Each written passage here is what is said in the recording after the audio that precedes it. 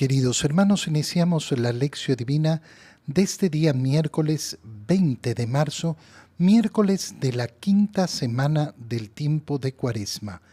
Por la señal de la Santa Cruz de nuestros enemigos, líbranos, Señor Dios nuestro, en el nombre del Padre, y del Hijo, y del Espíritu Santo. Amén. Señor mío, Dios mío, creo firmemente que estás aquí, que me ves, que me oyes. Te adoro con profunda reverencia, te pido perdón de mis pecados y gracia para hacer con fruto este tiempo de lección divina. Madre mía Inmaculada, San José, mi Padre y Señor, Ángel de mi guarda, interceded por mí. En este día miércoles, en la primera lectura, leemos el libro del profeta Daniel, capítulo 3, versículos 14 al 20, 49 al 50, 91 al 92 y 95. En aquellos días dijo el rey Nabucodonosor: es cierto, Cedrac, Mesac y Abednego, que no quieren servir a mis dioses ni adorar la estatua de oro que he mandado levantar. Pues bien, si no es cierto, estén dispuestos para que, al oír sonar el cuerno, la flauta, la cítara, el salterio, la chirimia y toda clase de instrumentos, se postren y adoren la estatua que he mandado hacer. Pero si no la adoran, serán arrojados inmediatamente a un horno encendido. ¿Y qué Dios podrá librarlos entonces de mis manos? Pero Cedrac, Mesac y Abednego contestaron al rey Nabucodonosor: no es necesario responder a tu pregunta, pues el Dios a quien servimos puede librarnos del horno encendido y nos librará de tus manos.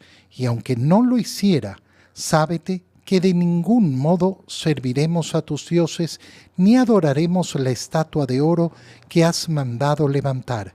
Entonces Nabucodonosor se enfureció y la expresión de su rostro cambió para Cedrac, Mesac y Abednego.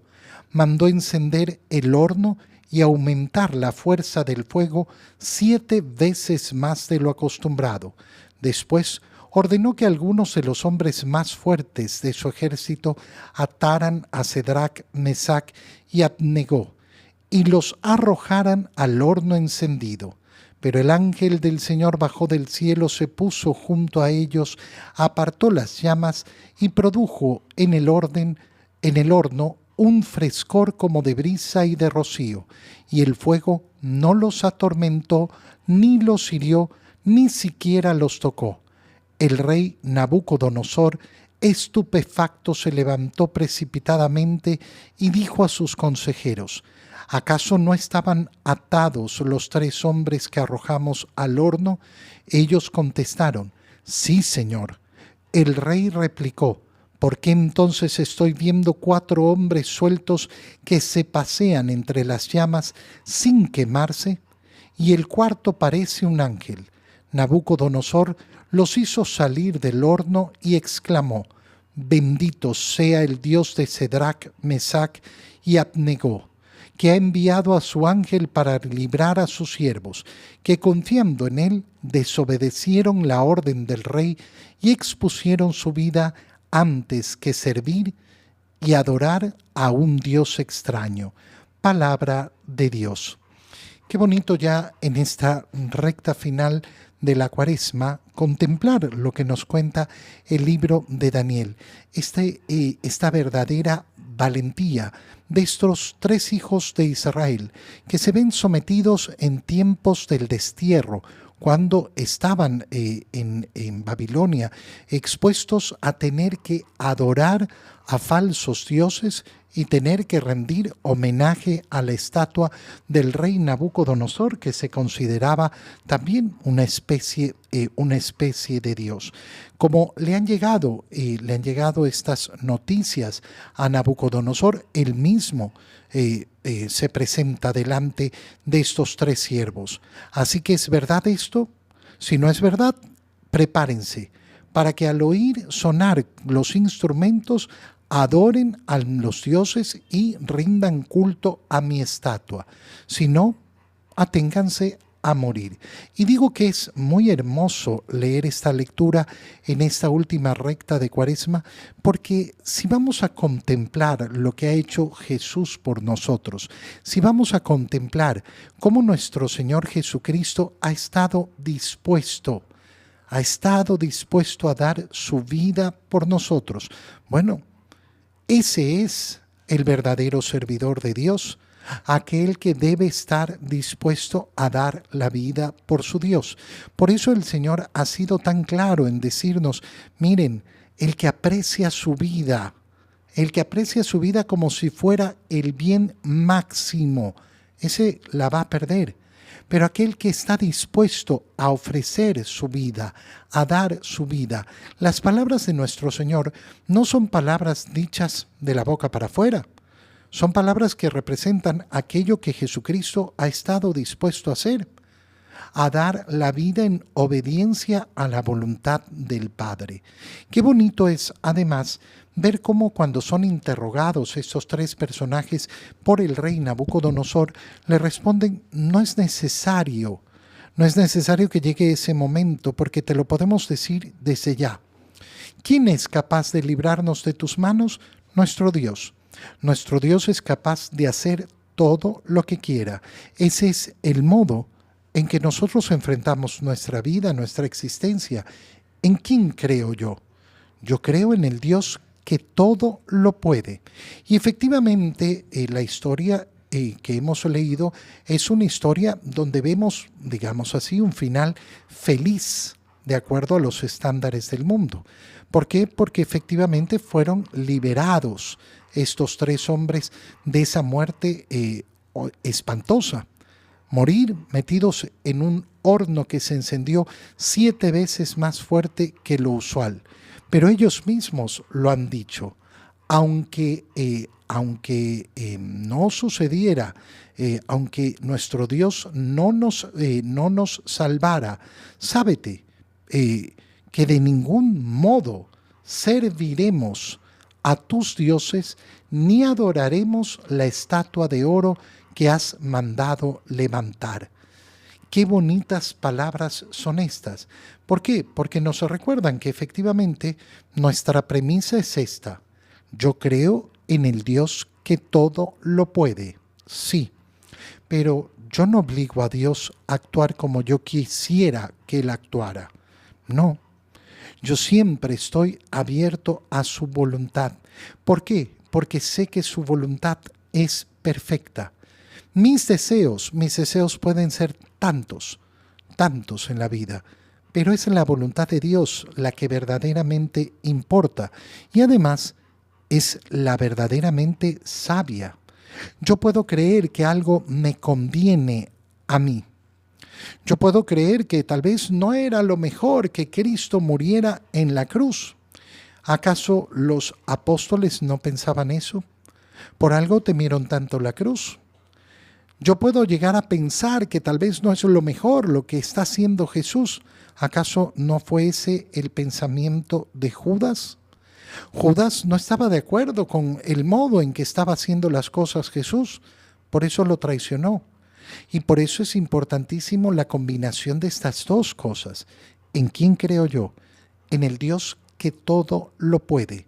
Y por eso tengo que tener la valentía de enfrentar cualquier adversidad en este mundo, cualquier dificultad, ser valiente para expresar mi fe delante de cualquiera, delante de todos, aunque me pongan en ridículo, aunque me hagan daño, aunque me desprecien, aunque me hagan falsas acusaciones.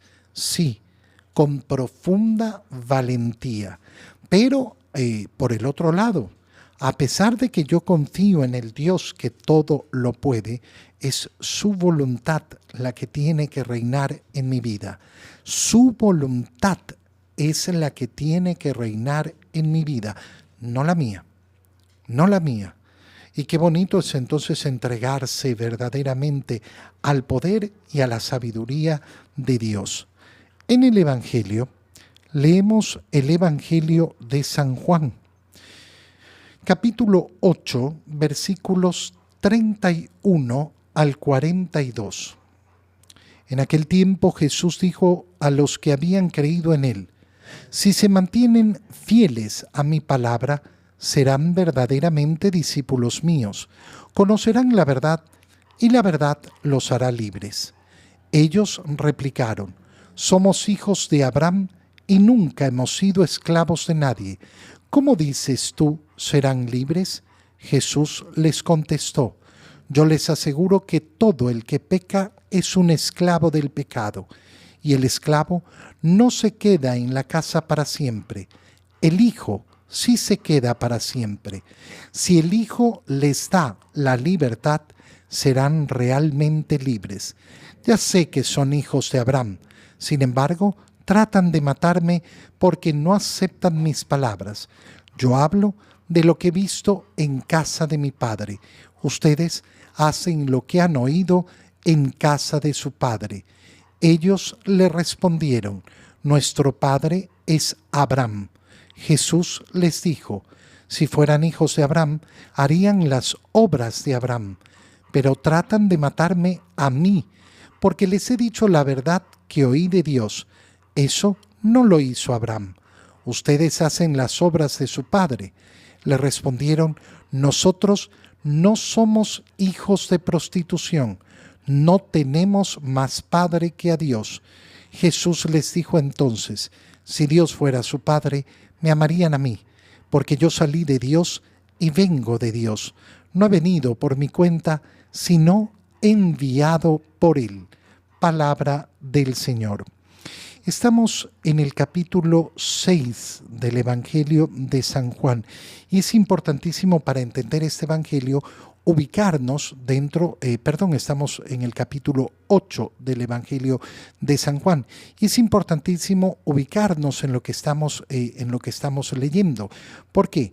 Porque el Señor está en Jerusalén y algunos han creído en Él, pero San Juan nos ha sido muy específicos en decirnos que han creído en Él por haber visto las obras y por eso Él no tiene confianza en ellos.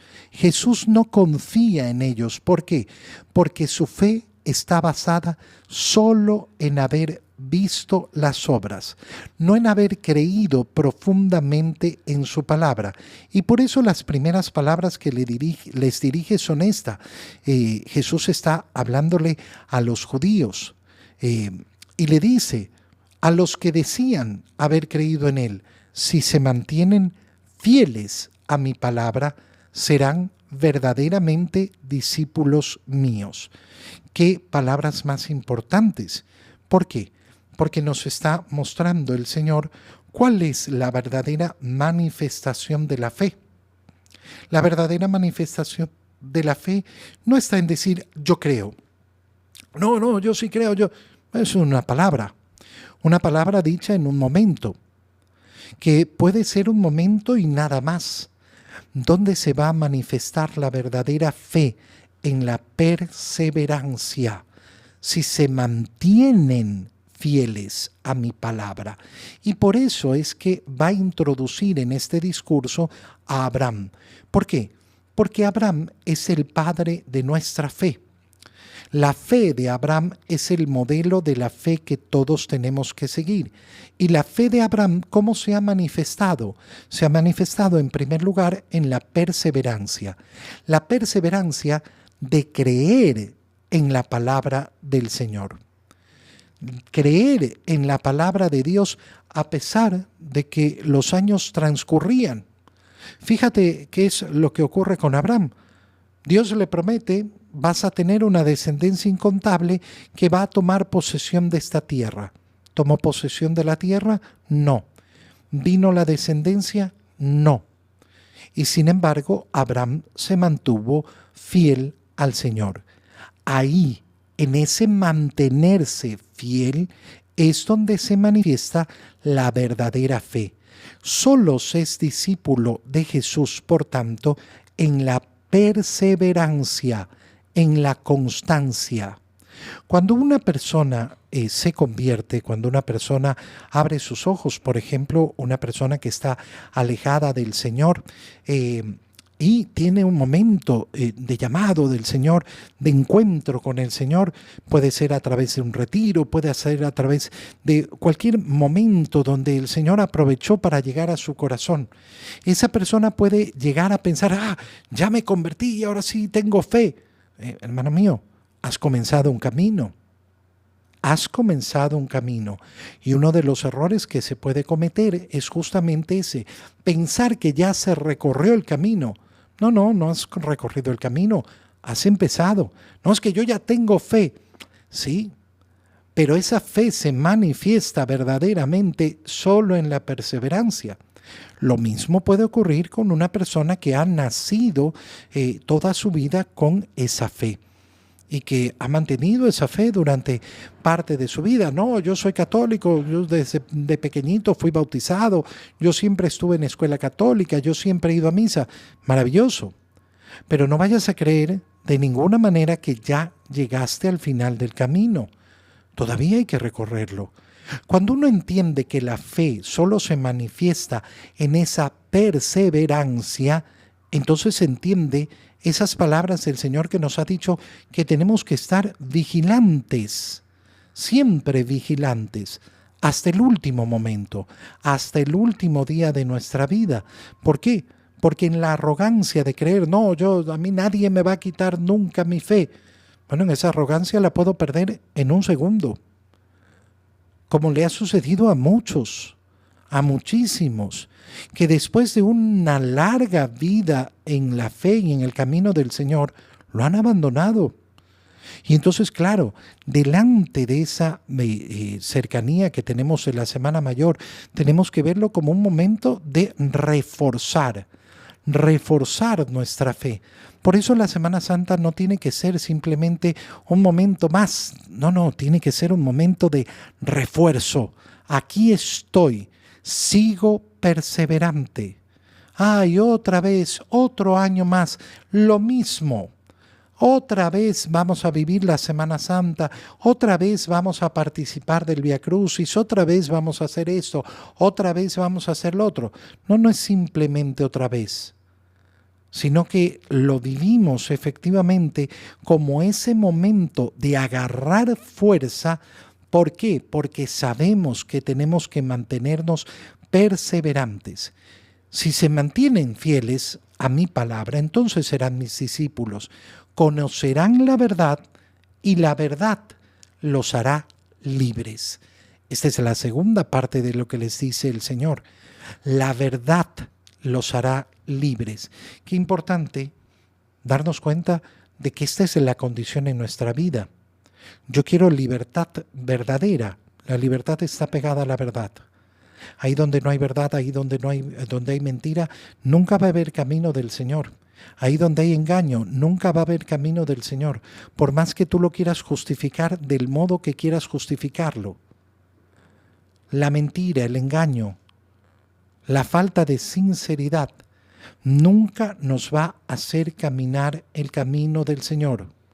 No es en la verdad. Verdad que muchas veces va a traer consecuencias muy negativas en una primera instancia, sí, pero solo en la verdad habrá verdadera libertad. Si yo me he acostumbrado a vivir una vida de doble cara, tener una vida oculta, bueno, no voy a vivir en libertad.